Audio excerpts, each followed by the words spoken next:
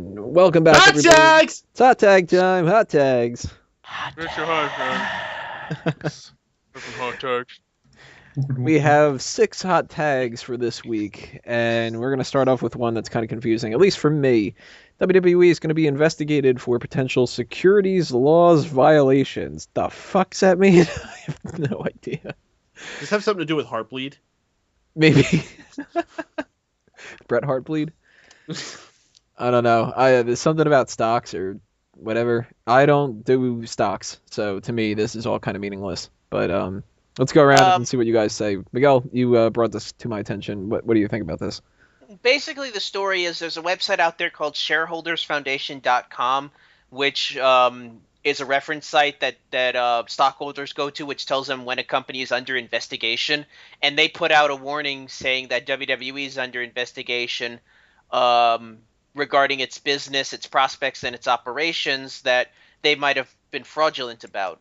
Now, that's basically all we know. According to WrestleZone, WWE got in contact with WrestleZone and put out a quote saying, "The claim that Shareholders Foundation is allegedly investigating has absolutely no substance or merit." So there's not much coming out. This literally broke like within the last few hours, so I can't say there's a lot of information out there, but this could have even the news out there of this could have an effect on their stocks, which have been going down as of late due to the backlash surrounding the WWE Network.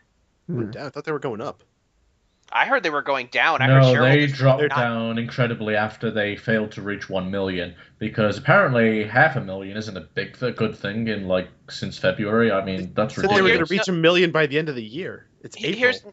Here's the thing, though. Here's the thing, though, Wago. When you tell Wall Street something, you got to follow through. If you don't follow through with what you say to Wall Street, they will rebel against you. Well, it's ridiculous. I mean, 500,000, they opened up the thingy in February. I mean, that's fucking ridiculous that they got that many subscribers. True, but they said in their press releases that by WrestleMania they hope to get 1 million buys.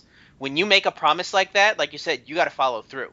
And they did not follow through, and Wall Street basically, when you break that trust with Wall Street, you lose out on it. And they got to be really careful with what they say. Now they're saying by the end of the year, and I guarantee you if they don't hit 1 million by the end of the year, their stock's going to drop like crazy, because that's 2 in a row. Well, you know what? Fuck Wall Street. Agreed. So let's go around here. Wago, any other thoughts about that? Besides fuck Wall Street, not really. I mean, I think they're pretty confident that it's just false accusations, and they'll prove it. It's just a shame that the news has got out if it turns out that they are perfectly fine and it's going to affect their stock. So, yeah, sucky. Jester? Fuck Wall Street. Peyton, fuck Wall Street? Well, I'm just going to say this is what happens when you put the devil's favorite demon in charge of your company's daily operations. Shit's just going to happen. Shareholders are going to get upset. So, hopefully they'll be able to rectify this. Another hot tag here. Global Force Wrestling, Jeff Jarrett's new promotion, is going to be partnered up with AAA, and they're going to do some kind of a talent exchange back and forth. So whatever wrestlers end up joining GFW, it's going to get really awkward to say, isn't it? They are going to be wrestling in AAA every so often, and vice versa. I think that's pretty good. I can't imagine Global Force Wrestling having the hugest roster in the world. So if they can bring some talent from there and get some kind of attention, all the better. And I'm not really going to be paying too much attention to that. I really don't know all that much when it comes to AAA and their wrestlers, but for the people that are fond of that kind of stuff, then that's only a benefit. Going in the same order here, Miguel, what do you think about that? Well, the only AAA wrestler I know off the top of my head is, I believe, Michael Corleone, who's the former Mark Jindrak, works with AAA. He's the only guy I can name off the top of my head. He's not even Hispanic. Yeah, but he's been working in Mexico for years now. I mean, he's been bouncing between CMLL and AAA on and off. I don't know if he's in AAA right now, but he's the only guy I can name off the top of my head from there. Even so, I mean, what guys are GFW going to have that's going to warrant the talent exchange? Like, I'm sure they're going to be really excited to get the likes of Eugene and Chris Masters over there in Mexico. I mean, those are the only... I think they have Matt Hardy. I think I heard something about that. Okay, that's like a half a notch up. I hope they've got high grade budget. I mean, at that point, you might as well see if you can get Chavo Guerrero in there. I think you're looking at it backwards. So I think it's less about being able to send those guys, it's less AAA being excited about having those guys come to them, and it's more about them being excited about having this opportunity to get more exposure in America. Mm-hmm. That's the one thing I'll give Jeff Jarrett credit. He knows how to network. You know, he worked out the deal with Wrestle One for TNA before he left. He was always working stuff out with CMLL and AAA for TNA. Like, I'll give him credit. That's his one strength that I think he could use to his advantage, is building a network. So maybe this will blossom into something more. It's just, like I said, when you look at how bad the American talent roster is when it comes to the guys that are available, I don't know, man. Like, look at the people TNA has tried to bring in, and they're TNA. You know, they're arguably the number 2/3 big wrestling company, and now you've got this little GFW promotion. I don't know. You know, we'll have to see. Anybody else have any other thoughts they want to do on this before we move on? If they merge with AAA, do they get the rights to Los Matadores? No, they get the yeah, rights it to totally Sakara. works that way. Okay. Instead of calling it GWF, or GFW. can we just call it Gafua? Sounds better. Sure, Guffawa. GFWAAA. Actually, just- Guffawa is a lot easier to end up just Can we rolling. just Alright. not talk about it? Yeah, no, Yeah, you just, I was wondering, does the noise appropriate for GFW as well? no. No, for that we gotta go. What's going to happen is they're going to take all the A's in AAA and put them between the consonants, so it's going to be Gaffawa. That's actually really good. Speaking of bringing outsiders into American, or not into American soil, onto American Love soil, there's rumors that KENTA is going to be joining WWE, and I'm apparently ignorant enough about this too that I don't know too much about KENTA. I've heard the name a bunch of times. I've seen him on a lot of like PWI lists for like greatest wrestlers of the year and everything like that, but quite honestly, I have never seen a match of his. I have no idea what he's about. Isn't he a hot dog eating champion? I'll give you this. He's one of the most respected athletes in the Japanese wrestling scene, and you would best perhaps know him as the guy that CM Punk stole both of his finishers from, as well as Daniel Bryan stealing his running knee finisher from. Is it safe to Because say no one that else can run into a knee. is it safe to say that Kenta's like the Shawn Michaels of Japan? Like he's one of those like respected workers of sorts. Yes, Are we on a- I are we would on put it about more along Kenta like Kenta a or Ricky Kenta Steamboat. Kobashi? No, not Kenta Kobashi. That's a different guy. Oh, I might be thinking of him then. I might be thinking of him too. No, Kenta Kobashi, I wouldn't compare him to like a Shawn Michaels. I mean, he's like respected and all that, but he's not a workhorse like. No, the I second just wanted guy. to make sure we're all talking about the same Kenta. No, Kenta Kobashi's someone else who is awesome as well, but he's old. He's not coming to WWE. Well, that might be actually the person I'm thinking of on the PWI list. and No, stuff. he's really old. I mean, he's like Ric Flair old now. All I know is Kenta's stealing my gimmick and he's infringing on mine, Kenta. So You know what?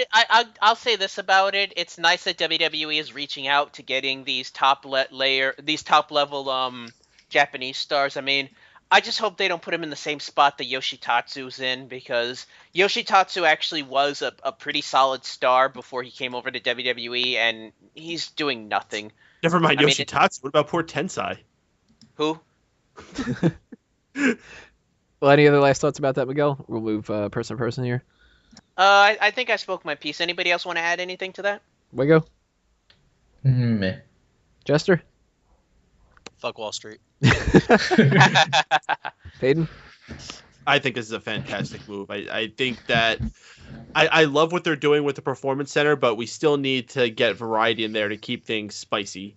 And bringing in a guy like Kenta, not just, a performer himself being able to exist on the roster and do cool things, but what he may be able to pass on to the next generation of guys and even the people who are there. Every little bit that they'll be able to pick up from someone different is going to help and make things better. So there's nothing but good things to come out of this. You want a spicy Japanese wrestler? Curry Man. There you go. Tastes Joke great. that I would have made. Curryman was the shit, alright? Well, no, Daniels is available now. Insert joke about Curry Man being the shit. Giving the shits. All right, moving on here before I make another terrible one to follow that up with.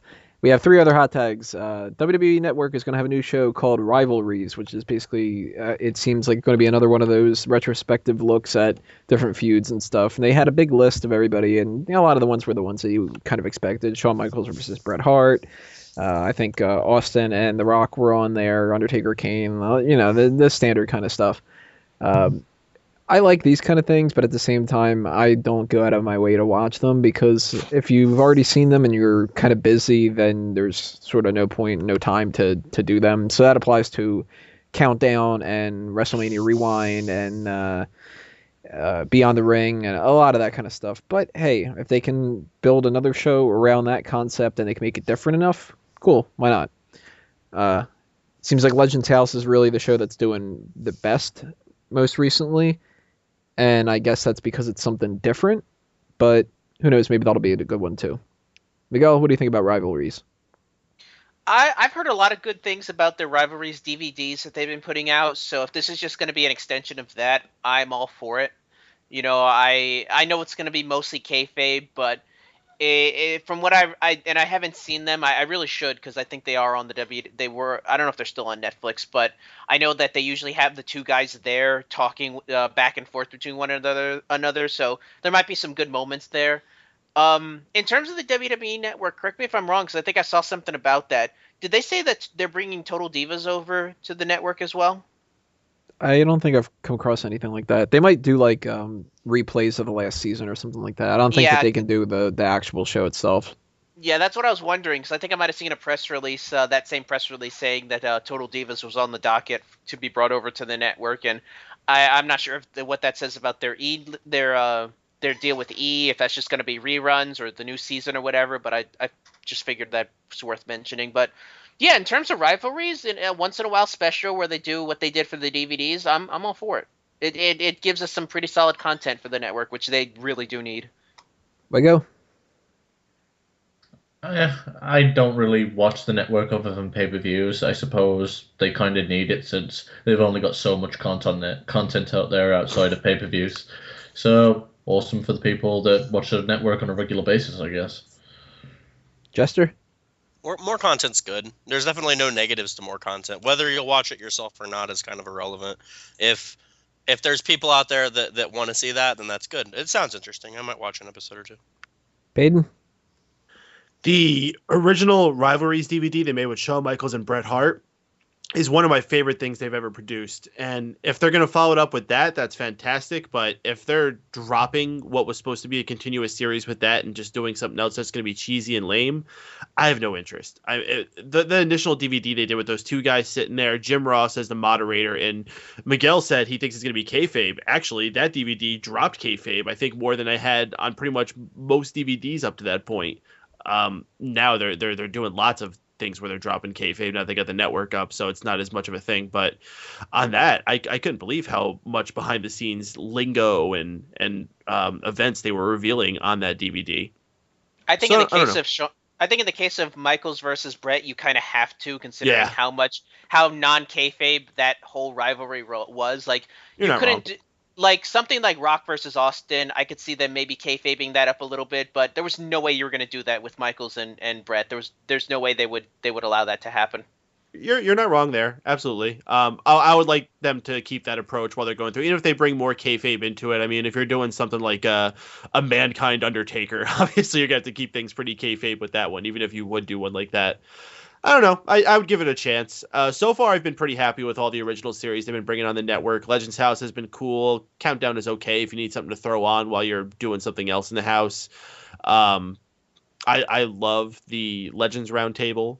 Some of the specials they've been doing, like the Daniel Bryan Journey to WrestleMania and the Warrior Tribute documentary they did, have all been absolutely fantastic. So I'll keep an open mind with it. That was good. I watched that Daniel Bryan one. I like that a lot.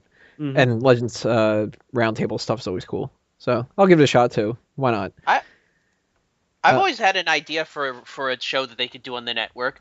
Kind of like a WWE version of Deadliest Warrior, where they take a guy from the past and a guy from the present that are similar, and maybe have a bunch of like the backstage guys talk about who they think would win, comparing move sets. I mean, it would be kayfabe, but I think it'd be pretty awesome. They actually used to do that exact thing in the WWE magazines, like not like the more recent ones where it got like really kiddish and stuff. And I've seen some like more recent WWE magazines. I'm like, oh god! But like when I was younger, I used to get those like crazy. And they actually had a segment every month where they would ask superstar of the past versus a superstar of the present. There was a few. There was like I remember Brock Lesnar versus Batista was one. It was like a few years after Lesnar had already left, and it was like the height of Batista's like main event status kind of thing. And there was Randy Savage and RVD. There was like just like different ones like that. It was really cool. It was like literally that exact same concept. They would like break down their move sets and everything. So it's kind of funny that you I'd came watch up it. with similar. Yeah, that'd be cool. But that'd be fucked if Orton was ever on there. Yeah, that guy's pretty good in comparison to Orton, but he can't shit in as many bags as him. Maybe even tie that into whatever the latest WWE game is and do some kind of a simulation in the middle of it or something. Yeah, that actually would be that actually could really work. In fact, I would love to see them. Maybe if they do like their first episode, maybe they could finally do Punk versus Austin. That could be their first episode. I don't know if they'll be rushing to do that one. Oh yeah, I forgot. 2 other hot tags here. Rosa, Mendes, and Curtis Axel have named their finishers. There's a thing going out around now where WWE wants anybody who doesn't have a named finisher to start naming them. Rosa, I didn't even know she had a finisher, but apparently she's got some kind of a submission called the Rosa's Thorn. Obviously, got a pun there. And Curtis Axel named his horrible finisher the Axehole. My God, is it me fucking naming these things or what? Now, Well, what here, gonna- finisher is that from Miguel Cuddy? Is that the swinging net breaker, or is that the perfect plex? Which one I is that? imagine it's a swinging net breaker since the Perfect Plex has already got a name. Right, and there's Yeah. no hole to it at all, but, he Well, obviously the Campbell Well- Clutch already has a name, and they're calling it something else. well, unfortunately, the original name he pitched to them, the Axe Licker, was poo-pooed by WWE Creative. What's they gonna say though when he hits it? Oh, that's a picture perfect Axehole. Right. Well, he's not going to hit the finisher. I mean, he doesn't win matches. Is he gonna hit the Axe Licker? He went for an axe hole there, but he just couldn't quite do it. It always He sucks wa- when you mix. It always sucks when you miss the axe hole. He wiped the floor with that axe hole.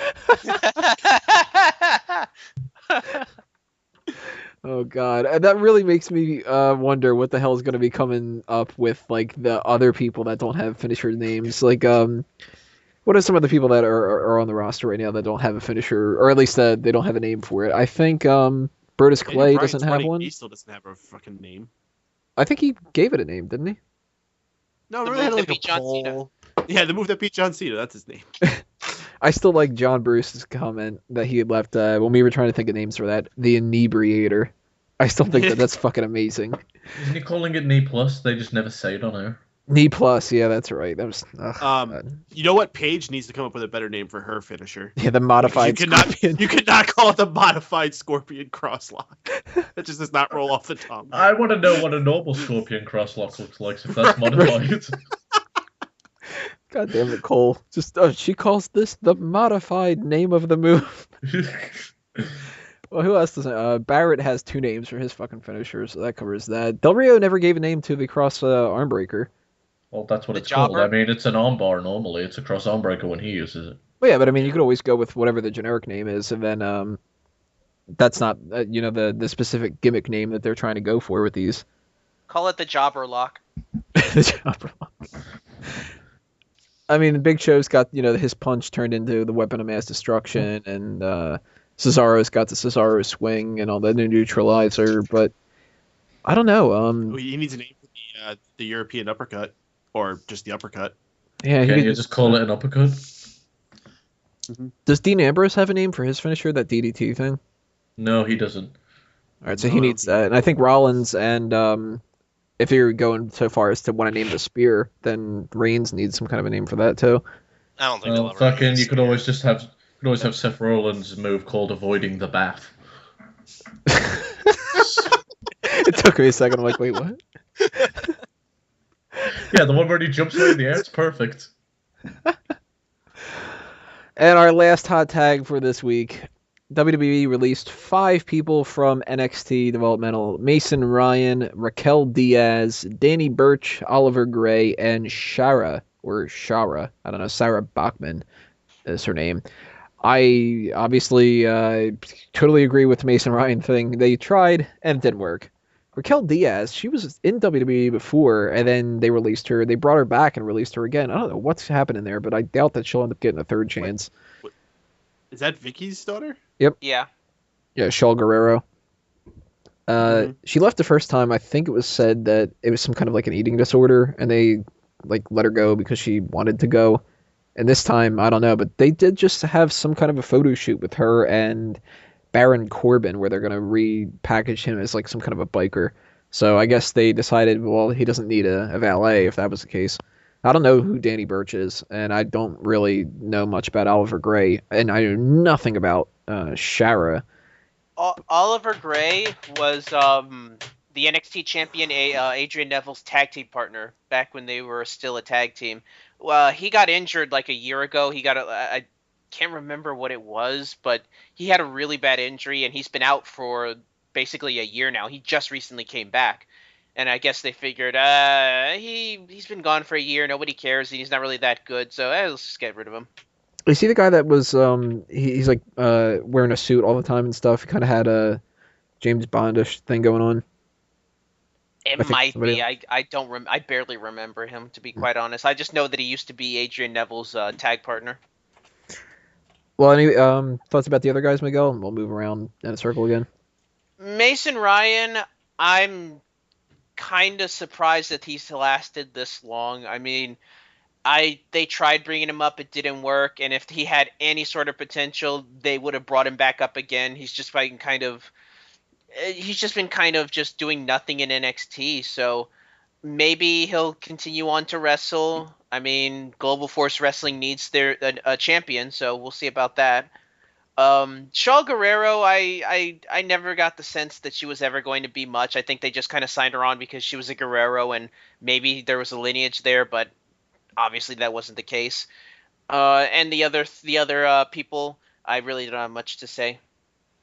Where you go?